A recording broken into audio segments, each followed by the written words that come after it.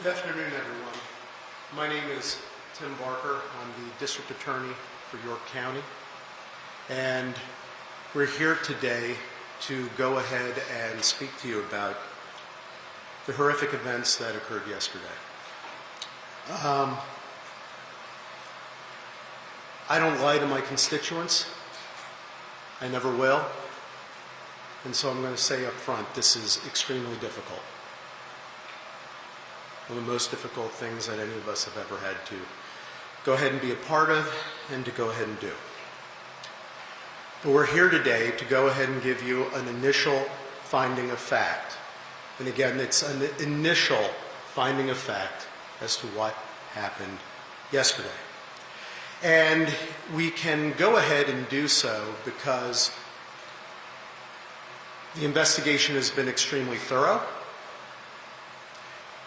I had requested that the Pennsylvania State Police take over the lead on this investigation, and they are doing so in conjunction with the county detectives from our office in a full and complete collaborative effort. Based upon the information we gathered that was provided from my review, which included being out at the crime scene itself for hours yesterday, being walked through various aspects at the scene, which included also a review of body-worn camera footage, a review of dash cam footage, personally having a chance to see where there were various items of ballistics, physical evidence, and unfortunately the location of our fallen officers. Based upon this review of information, I will go ahead and deliver an initial finding of fact. This is an initial one. There are many steps that need to be completed as part of this investigation. And there are many questions that I will not answer for you at this time because the investigation is ongoing. And there will be a second briefing once all of that information comes back and is complete. Those of you who know how we operate know that is what we do. We speak with what we can, when we can, but we will not go ahead and state or confirm anything that would be remotely incomplete and not decisive. So, what do we have here? Well, first off, Matthew J. Ruth, he is the actor. And this is the only time I will mention his name. After this, he will only be referred to as actor. What occurred begins actually on September 16th at approximately 11:23 p.m. And we must start there because this began as an incident of domestic violence. There was a call that came in from the mother of his ex-girlfriend that the actor was spotted on her property with binoculars looking through the residence, looking through a window. The mother of the ex-girlfriend advised that it was a white male wearing camouflage and she could see him through a trail camera that was standing in her driveway. And while en route to the location, the mother of the ex-girlfriend advised that the male possibly came there in a black truck that was parked on Emig Road around the corner from the residence at 1879 Hare Road. Officers responded, and upon initial arrival to the property, they did not locate the male. They went to Emig Road and did observe the black 2000 Ford Ranger pickup truck parked along the road in the woods line. It was unoccupied, and then officers went back to the residence and spoke with both the ex-girlfriend of the actor and the mother of the actor. And the ex-girlfriend of the actor had advised that on 8/20 of 2025, an unknown person set her pickup truck on fire while it sat in her driveway. She advised that at the time she suspected that it was her ex-boyfriend who was the culprit, but she wasn't sure, so she requested that the matter not be investigated further. The ex-girlfriend then showed a still photo from the trail camera, and what it showed was a white male wearing all camouflage outfit, standing behind the ex-girlfriend's truck in the driveway. And the male is looking through a scope device with it pointed towards the residence. The ex-girlfriend identified the male in the photo as the actor, and she advised that they put the trail camera up after the incident on August 20th of 2025. The ex-girlfriend confirmed that the actor was, in fact, her ex-boyfriend, and she suspected again that he was involved in the incident of setting her vehicle on fire. She stated that they had dated for only a short period of time and that the actor had never been to her house nor had ever been invited there. The ex-girlfriend also advised that the actor owned and often drove a 2000 black Ford Ranger pickup truck. And when they were reviewing the photo, the officers noticed that the actor had an AR-15 style rifle slung across his chest while looking into the residence. The officers then proceeded over the next several hours, which included assistance as well from the York County Sheriff's Department through the use of their drone, to attempt to locate the actor. They could not find him, despite searching over the next several hours. A warrant was sworn out for the actor's arrest, and the charges in that matter included stalking and loitering and prowling at night. The next morning, detectives from the Northern York County Regional Police Department attempted to go ahead and locate and execute a search warrant on the known residence of the actor. Included in executing that search were 3 detectives: Detective Sergeant Cody Becker, Detective Mark Baker, and Detective Isaiah Emenheiser. 2 other detectives also participated in this search. They arrived at the actor's residence and communicated with his family at 12:11 p.m. They left the residence, having interviewed family and having conducted search at 1:23 p.m. At 2:02 p.m., Detective Sergeant Becker, Detective Baker, Detective Emenheiser, and 2 other Northern Regional detectives arrived on scene at 1879 Air Road, the location of the incident the previous evening. They arrived and they were searching for the actor. Also accompanying them to assist was a deputy sheriff from the York County Sheriff's Department to again assist with drone action and finding individuals through the usage of a drone. The search went on for the actor, which included various outbuildings, and the drone was being employed to also check neighboring fields. During the course of this search, detectives went to the front door of the residence. They arrived at the door at 2:08 p.m. The initial officer who went to the door was Detective Emenheiser. Right behind him was Detective Baker. Following as well was Detective Sergeant Becker and another Northern York County Regional detective.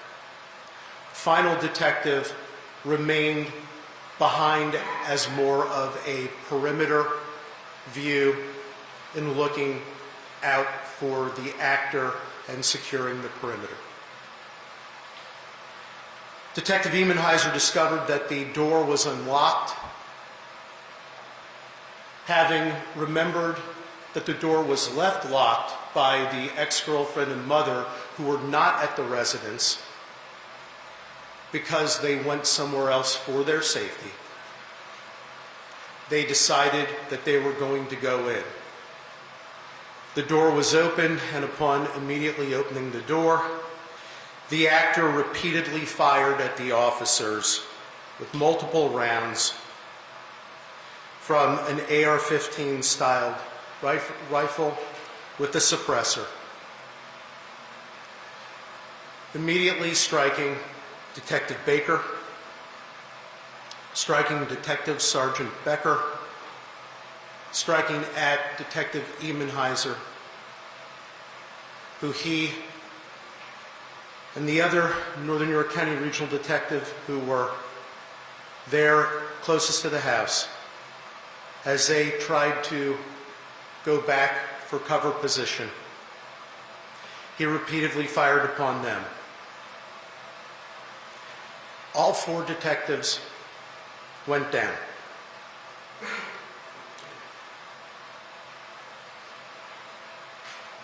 The actor then proceeded to turn his attention to the deputy sheriff.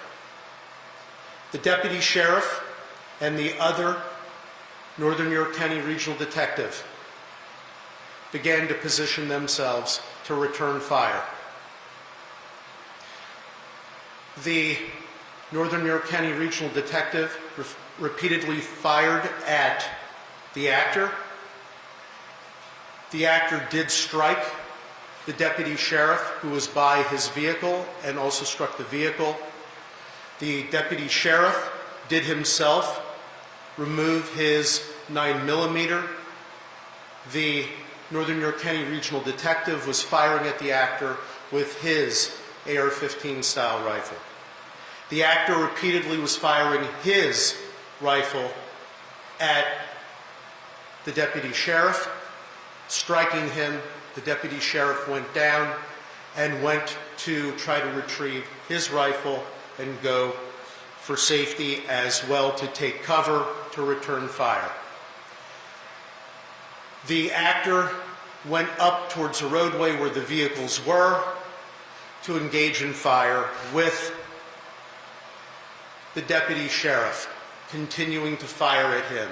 The deputy sheriff returned fire with his 9mm handgun.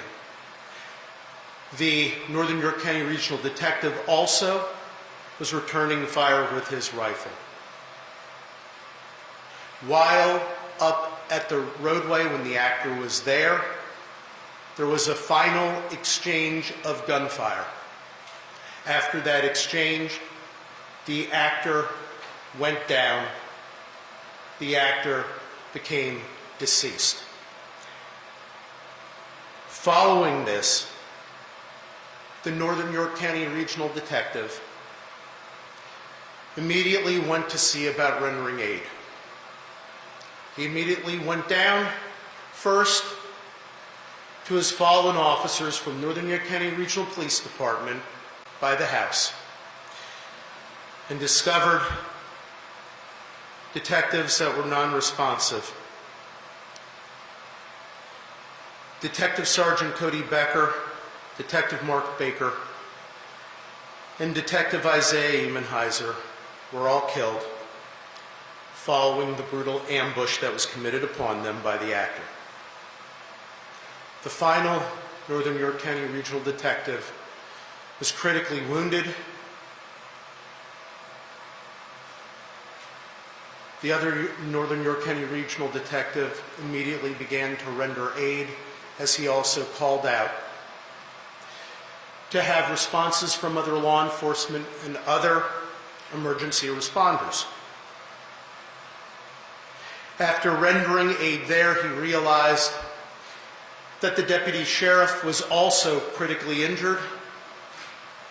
The detective for the Northern New York County Regional Police Department responded to the deputy sheriff and immediately began rendering aid to him as well.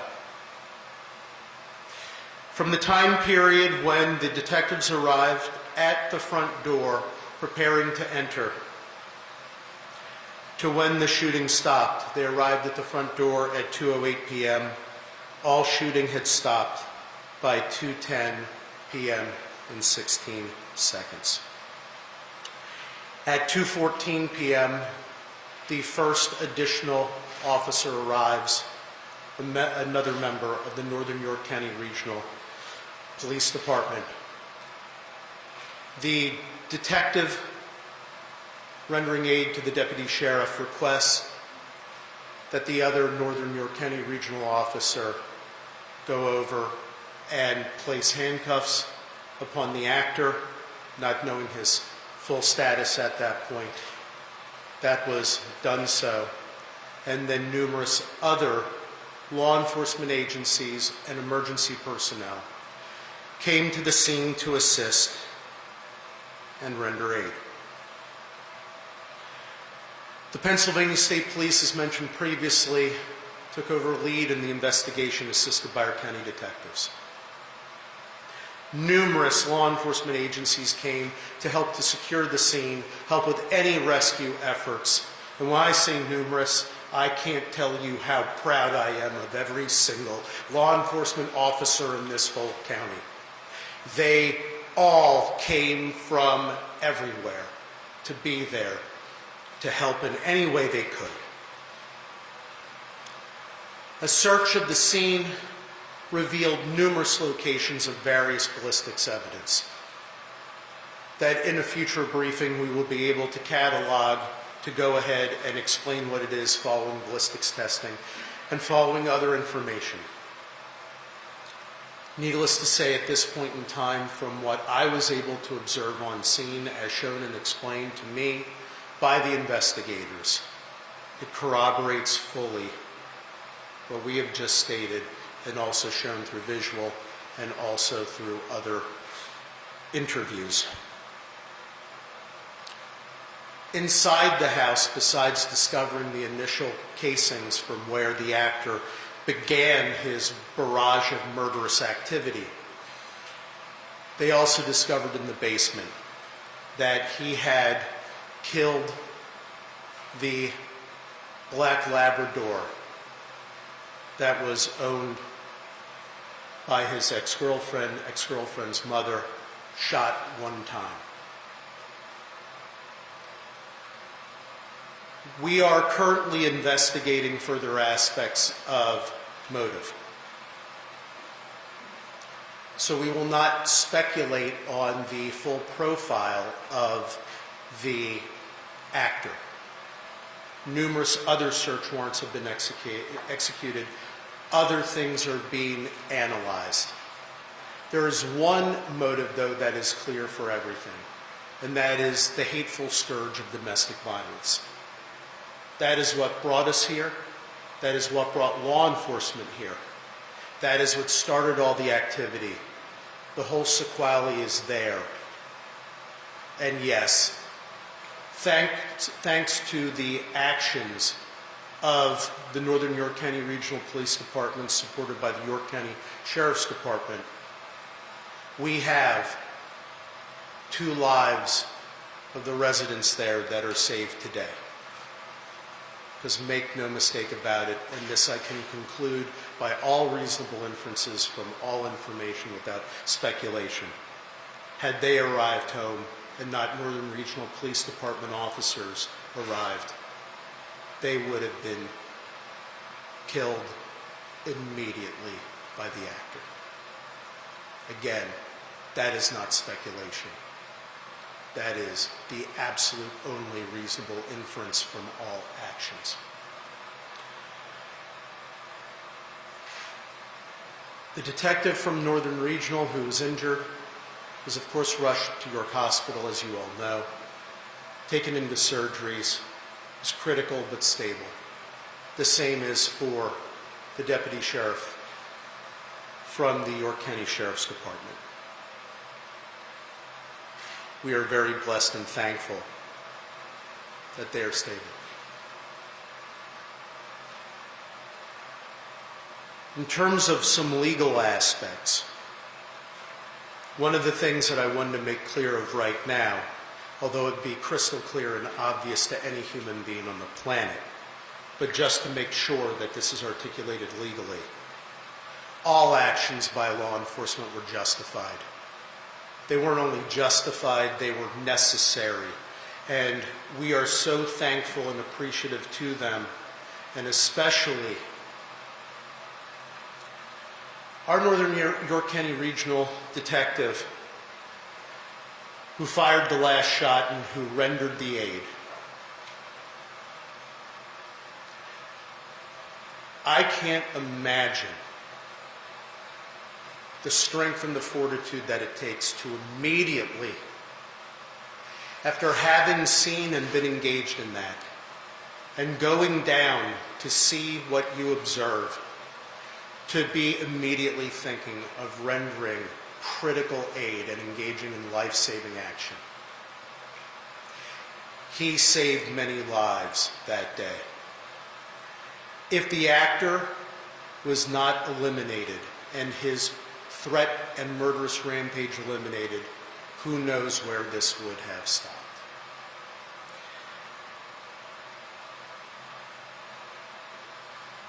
Detective Sergeant Cody Becker, Detective Mark Baker, and Detective Isaiah Emenheiser were all credits to law enforcement.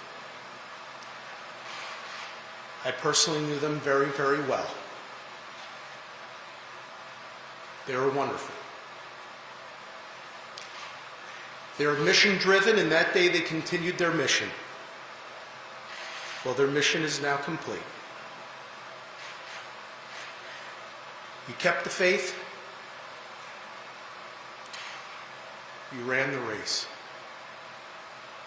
You fought more than a good fight. You fought the critical fight for us. Job well done. Mission well served. And we will love you forever and all eternity. Final comment I want to make is about York County. This is my home. This is our home.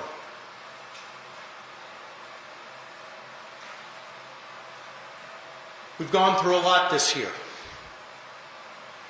We've been at podiums like this too many times.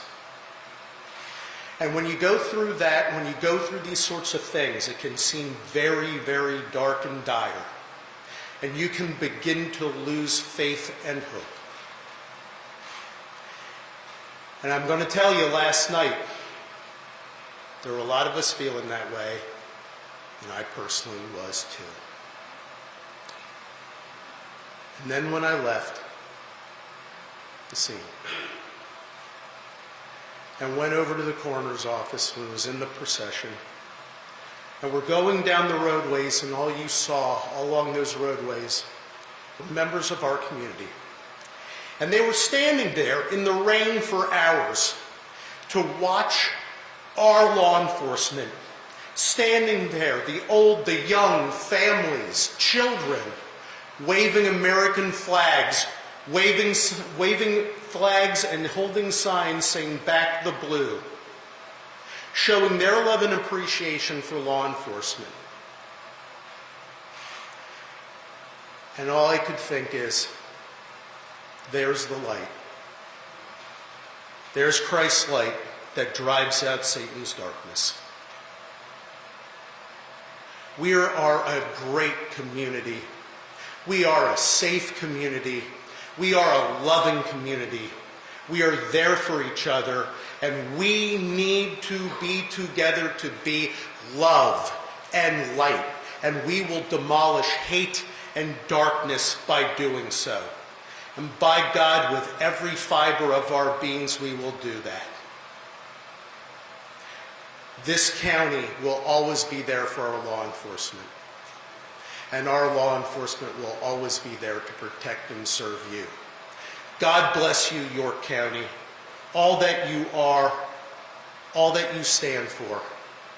And we are so proud to serve you every moment of every day.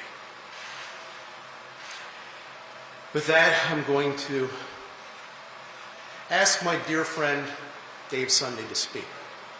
And before I do, I want to mention something special about him. Yes, he's our Attorney General, and yes, he was the former DA. But he plays a more critical role in our lives, and in my life in particular. He's one of the best friends I have. And he came to the scene last night, not to be Attorney General, not to be a politician, not to even go ahead and be extra law enforcement. He came there at my request because we needed his friendship and love. And you know what in life? That's more important than anything else. And more important than calling him my former colleague, my former boss, and our Attorney General. I call him my friend. So, my friend, if you'd like to say a couple words.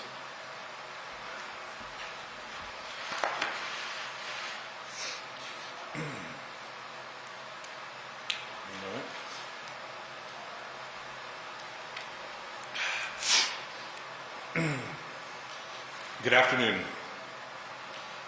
After tragedies like this, we often look for reasons to explain unreasonable and unexplainable events. But oftentimes none come. Yesterday, 3 families received the call that law enforcement families fear each and every single day. They may not always talk about it or acknowledge it, but that fear is always there and very, very real. The fear that their father or their mother, husband or wife, beloved partner will not be returning home. I pray for the families who are dealing with unfathomable loss, and our hearts remain with the 2 families who received a call about their loved ones being seriously injured, and we pray for their recovery. This law enforcement community needs us right now. These families need us. The police departments, York County and the Commonwealth needs everyone to respond with grace, with love, with support, and yes, prayer. Police officers do not ask for awards, accolades, or attention. But the truth is, every single day, they're standing up for their communities, for many people who they have never met before, and putting their lives on the line. Many of us have been in a position where there's been an emergency in our lives, and we've needed help. And we've had to call 911, and the police come. And they oftentimes can fix a situation. They can make you feel better. They can take care of you. And after that's over, they leave. And as a family, you may come together and say, thank God we got through that. We're okay. But those police officers move on to the very next call. And then they move on to the very next call. Every day, every week, every month, for years, decades sometimes. And they don't have the luxury of taking a break and saying, you know what, we took care of that one, we took care of that family, we're fine. And this kind of detail in particular, when you're talking about a warrant, is some of the most absolute dangerous work our police officers do, because they never know exactly what they'll encounter. The officers involved with this incident went to a home to protect a woman and her children. They encountered a force of evil, hell-bent on taking lives. Think about that. Think about what these officers went through. And I ask, do police officers not deserve the full embrace and support of society? Being a police officer means kissing your spouse or partner and children goodbye every single morning or afternoon, depending on your shift, and heading off to a job where you have no idea what you're going to run into that day and what will be required of you. Our police officers today are so much more than law enforcement officials. They're social workers, mental health professionals, counselors, crisis interventionists, child care workers. And they have the bright light of public opinion and judgment shining on them every single day. But yet they perform their duties without hesitation, true to their oath to protect and serve. Yesterday, 3 brave officers gave their lives to fulfill their duties. In the midst of that gunfire, their mission expanded from protecting a family to saving one another, and those actions saved lives. Without committed, qualified police officers, any and every community in our nation is susceptible to lawlessness and disorder. Families and children are vulnerable. Our older residents are vulnerable. Who's going to hold the line between a free society and lawlessness? Well, we all can play a role. I've heard it said before that more and more we have come to expect less and less from each other. Looking around our world, it's hard to argue with that. Society has become programmed to devalue human life. Perhaps it's social media or the news environment that thrives on outrage, or the loss of in-person connections and relationships. But that doesn't mean that we have to accept it. We have to get past the attitude that we are not each other's keeper. Step away from the keyboard and talk to a stranger, talk to a neighbor. Find a place to lend a hand. If we can't get beyond that attitude of selfishness for the sake of our society, then do it for the sake of these men, these heroes and their families. As one of Pennsylvania's most famous and favorite sons, Fred Rogers once said, "Look for the helpers." I implore us all to not only seek out the helpers, but support and empower them, emulate them. Again, the answers we seek, the logic or reasoning to explain how such a horrible, unimaginable tragedy can happen, they are hard to come by. So let's not rely on answers, and instead take action. Not all of us swear the oath to protect and serve. Not all of us put on a uniform, but we are all capable of being the unrelenting force that overcomes evil. And I think we are. Late last night, after spending the evening at the scene of this horrific crime with our fallen heroes, my friends that were partners when I served as a district attorney, we made a very sad journey with their bodies to York. The rain was falling as if God himself was mourning with us. As I looked outside my vehicle window, lining each rural road, outside each home, standing in the rain were our fellow York Countyans, with American flags, holding a vigil for these men and honoring their sacrifices. I want everyone to know how important that was to the police officers and the law enforcement community of York County. It was so important to each of us who knew these men and considered them friends. That is the humanity that we need in this moment and in our world. Thank you. May God bless and keep these men and their families, and may he protect the men and women in law enforcement every single day. Thank you.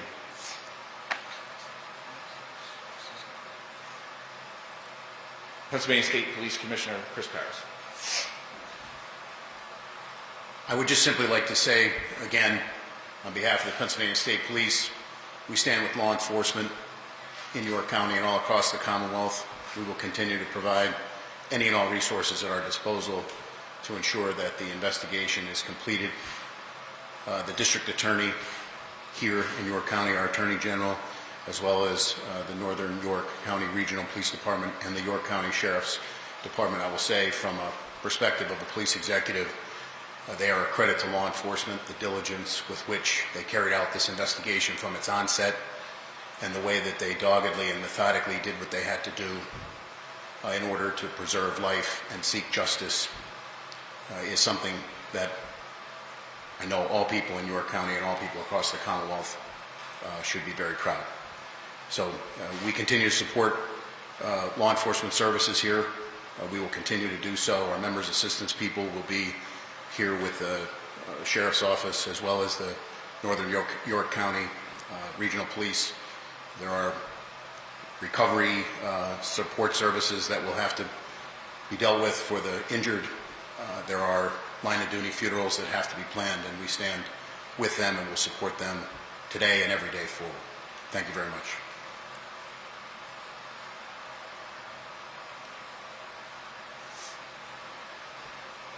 I stand here today to tell you the obvious. Our office is grieving. Our community is grieving. Our fellow men and brothers and sisters in blue are grieving. But what I can tell you, the only way we're going to get through this is prayer.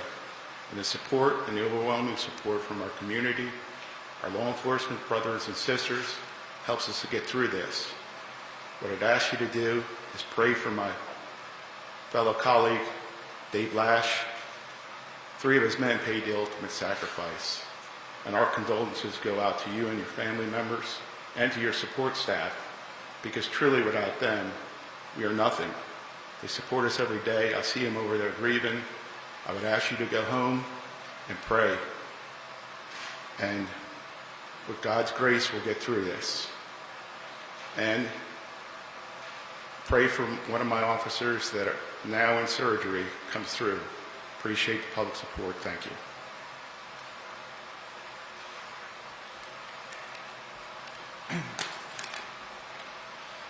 Good afternoon. My name is Dave Lash. I'm the Chief of Police of the Northern York County Regional Police Department.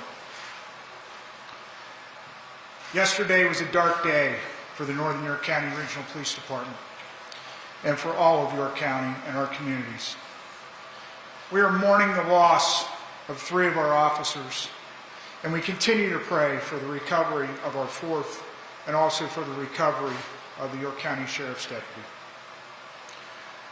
I want to take a moment to recognize the 3 officers we lost: Sergeant Cody Becker, Detective Mark Baker, and Detective Isaiah Emmenheiser. Each of these men represented the very best of policing. They served with professionalism, dedication, and courage. They were leaders within our agency, committed to protecting this community and standing beside their fellow officers. Unfortunately, their deaths are the stark reminder of the risks law enforcement officers accept every day. They knowingly place themselves in harm's way to keep others safe. For that, we are forever indebted to them and their families. Currently, our administrative offices are closed, and police coverage in our municipalities is being provided by neighboring departments and the Pennsylvania State Police. We are grateful for their immediate support in helping us maintain public safety while our department works through this tragedy. The Northern York County Regional Police Department will return to patrol operations tomorrow on Friday, September 19th at 1900 hours.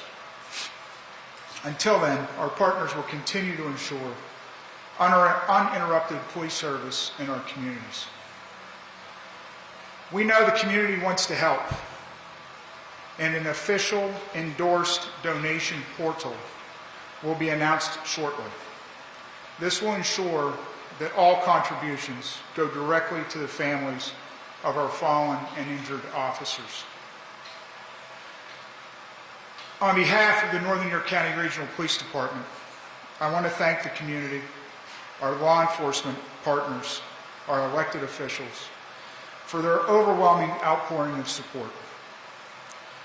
While nothing can erase the pain of this loss, your strength and compassion will help us and the families of Sergeant Cody Becker, Detective Mark Baker, and Detective Isaiah Emmenheiser as we move forward through the difficult days ahead.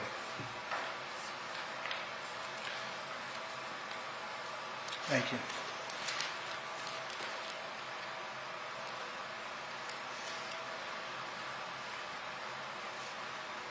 That concludes the comments that we came here today to make to everyone. I will be willing to take just a couple of questions, and the reason why I say that, those of you who are familiar with what we do in these circumstances. There will be a complete and full briefing in the future when the investigation is complete. There are many questions that we will not answer today because there is testing that is occurring. There is still information being reviewed and gathered, and we will not make speculative comments in that way. But we will answer a couple, but only a couple. Yes, sir. Do you know the assailant legally acquired the AR-15? How he acquired the AR-15? Do you know how many rounds he fired with the AR-15 in that 2-minute period? So we do have, so I'll say it this way, we do know what the background is that we are checking on for his ballistics purchases. That's part of the ongoing investigation, and we will be revealing that in the future as part of the briefing as those details are coming in. Second aspect, if you're wondering, is he a person not to possess a firearm? Based upon our information, we could not find any prior criminal convictions that would go ahead and make him a person not to possess a firearm. Regarding any issues with the quantity of ballistics, the only thing that I'll say at this time, a count was being done, but you have to go ahead and determine from which firearm something was discharged. There are methodologies for doing that. We are engaging in those ballistics aspects. So at this time, the only thing I will say generally is he fired many and multiple rounds, because to go more specific could lead to a misstatement of fact, and I will not do that. Were any of the weapons found inside the search of his home, and who was he living with in that home? I have not disclosed that. First of all, I have not disclosed who he's living with because out of their privacy interests. Second, all of the aspects of the secondary search that is ongoing, those items are being cataloged and are being reviewed. They'll be part of a further briefing in the future, but I am very sensitive to the privacy interests of non-involved individuals as part of an incident, including, as you'll notice, the only names that were mentioned, one mention of the actor, and the names, of course, of our fallen officers. That is out of respect to their privacy interests. But in the future, with the briefing regarding that question, we will be going into detail of a cataloging of background aspects of this individual. Where was the actor located when he started shooting, and where was police located? So, as I stated previously, and I'll just repeat this one more time, at 2:08 p.m., the officers were at the front door of the residence, what we are designating as the front door of the residence. The actor was just inside the door. When the door opened is when he began to fire. How did he enter? What's that? How did he enter the home? I'm sorry, you got to speak loud. How did he get access into the home? So that is under investigation and review as well. They were conducting a more thorough search of the house, looking for those aspects. One thing we do know about him from what we were able to reveal at this point with full confidence and certainty is he carefully surveilled the entire residence and the outbuilding areas. So what methodology he used is still under investigation. To gain the access at this point in time, the only thing with 100% certainty that is appropriate for me to state is he did in fact gain access, had been inside, was armed, and did discharge his firearm from inside of there, and in fact also killed, like I mentioned, the family dog. Sir, can you tell how long before 2:08 he may have been in the house? So the only thing I will say at this point, we know he was in the house before 2:02 p.m. We know that he was not at his residence as of the police leaving at 1:23 p.m. In terms of the actually being inside the residence, from where he filed the fatal shots of his ex-girlfriend and her mother, that residence, that is still under investigation to see if we have clues of a tighter timeline than when police left in the early morning hours of the previous evening to the time of 2:02 p.m. The fifth officer, I think that he was not harmed in any way, and to put a finer point on it, you believe that he fired a fatal shot that killed the suspect, is that correct? So what I'm going to say at this point, first of all, he did not suffer injury, physical injury he did not suffer. The trauma of an incident like this is unimaginable, but he did not suffer physical injury. Concerning the exact wound locations, ballistic aspects, all the things that will go into those evaluations, the reason why I do not want to comment on any of those matters at this time is, first of all, we have autopsies that are pending. They're occurring Friday and Saturday. There will be autopsy reports. And then there will be ballistic reviews. And I want to make sure that the next time I come before you, that I am able to state definitively what the order and aspects of the shots were from which weapon. So accordingly, that's why I am being resistant at this time. My statement of justification is blanket for every member of law enforcement, regardless what, where, whom, every single one of them, every action they took was 100% justified. But the specifics will be coming. But I must have those aspects of the investigation completed. Well, that could be self-inflicted. What I've done at this time is I'm waiting to go ahead and hear every aspect of the ballistics. There are many things that I do know. I do not commit to anything without having all information. So if I sound uncommittal, it's because every time that somebody says a comment of speculation, so many times it gets proven wrong, and then it leads to more harm than good. So I am only going to state that it was a final exchange of fire. We know that for a fact from the evidence that we have. Following the final exchange of fire, the actor became deceased. So I will leave it at that. You will know more in the future. I will take one more question because I know many of these questions will be the subject of the next briefing, and I hate having to repeatedly say this to all of you. Knowing that the actor was potentially harmed, what precautions did your detectives and officers take when issuing a warrant for potentially interested? So they did get the arrest warrant, as I stated. They did a complete search of the whole area that night. They went over to the actor's home the next day. They made sure that the township police department of the area where he lived, that they were alerted. And these are plainclothes detectives, but they also do wear their bulletproof vests. They were equipped to go ahead and go into harm's way.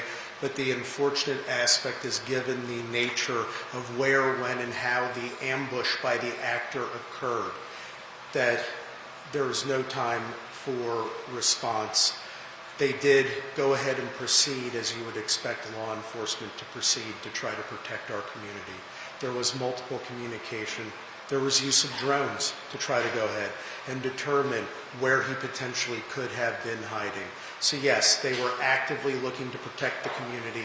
And additionally, I will add, as I stated before, the ex-girlfriend and mother who were directly in harm's way, they were not there. They were staying elsewhere. And they knew not to come back. And it was law enforcement who were the ones that went. It was our detectives from Northern York County Regional and our sheriff's deputy who went to make sure and see if they could provide ultimate safety. And rather than being able to provide ultimate safety, they wound up having to provide ultimate sacrifice.